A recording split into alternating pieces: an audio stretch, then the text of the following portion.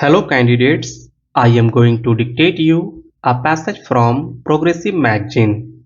So please get ready for the dictation. The dictation will start after 15 seconds.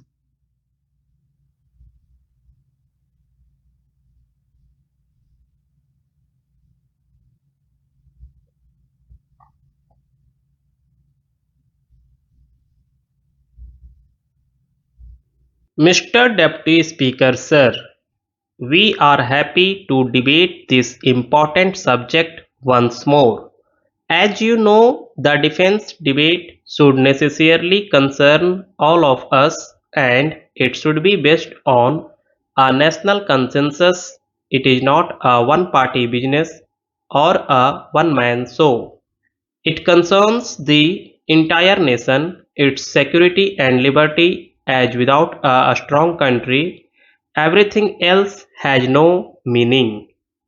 Therefore, all valid viewpoints expressed must be taken into account in evolving such a policy. We have been warned about various threats as evident in this report of the Defense Ministry, and my only criticism, if at all I should say, is that a time has come when this nation expects that those threats and our counter postures to meet those threats must be spelled out more wisely. By this I mean that one who studies this report, unless one has access to various other documents available in abundance elsewhere, one cannot arrive at a position as to what exactly we are trying to do in order to meet the so-called threat, which I certainly assert there is. I think a time has come when the country should be taken into confidence, when the members of parliament should be taken into confidence as to what exactly we mean and what exactly we are going to do, and a slightly better understanding should be reflected by the defense ministry towards this point. I certainly do not wish that classified items are to be made available. They are certainly the prerogative of the administration to keep, but they should give us, at least in general terms, what we are expected to know. Nearly 55% of the last year's defense budget was spent on the rise in the costs of petroleum articles, oil, fuels, lubricants, and the rise in pay scales, pensions and allowances, etc. It hardly left for the entire defense budget a balance of 40%, which goes to make the real hard punch. And so it remains this year also. This position has to be rectified in the coming months, and that is a cause for concern. I have the greatest regard for the Honorable Defence Minister, and I know that he is a man of action and that he will take this point into account so that our defences do not lack the punch that we want to have.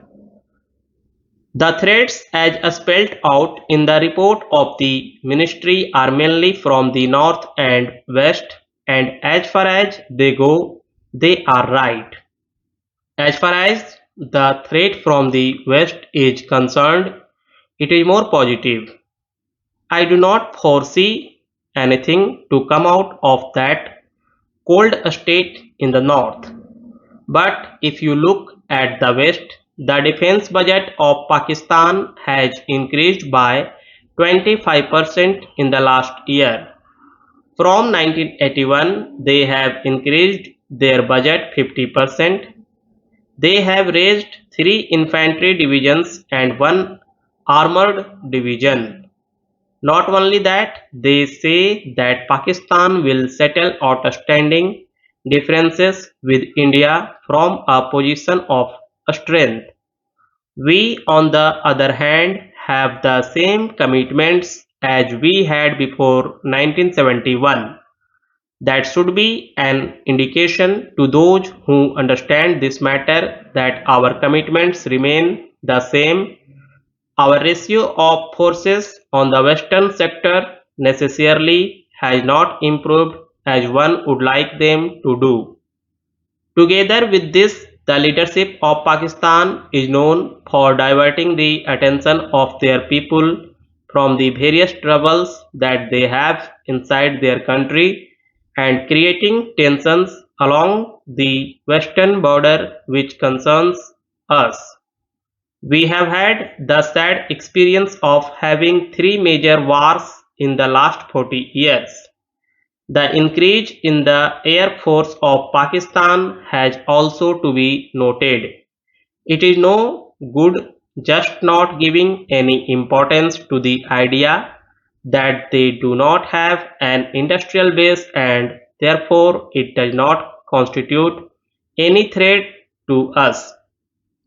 I beg to remind the House that initially and basically they and we are from the same race, from the same stock, possessing the same skill and the same resourcefulness. So one should not underestimate the capacity that they have for doing all this. I wish to say in all humility that especially attention must be paid towards this. They are now getting in the pipeline perhaps some more missiles and more anti-tank weapons and aircrafts which give them a qualitative edge over us. Now, the other factor that needs to be taken into account is China's own way of thinking. Compelled by its own national security angles, it has left its old narrow position and has now gone into a lot of technical and technological cooperation with the Western countries. So there should be no doubt that when production starts flowing out of China in this new generation of armaments, it will certainly flow into the pipeline to Pakistan. All these factors should be taken into account by the Ministry of Defense.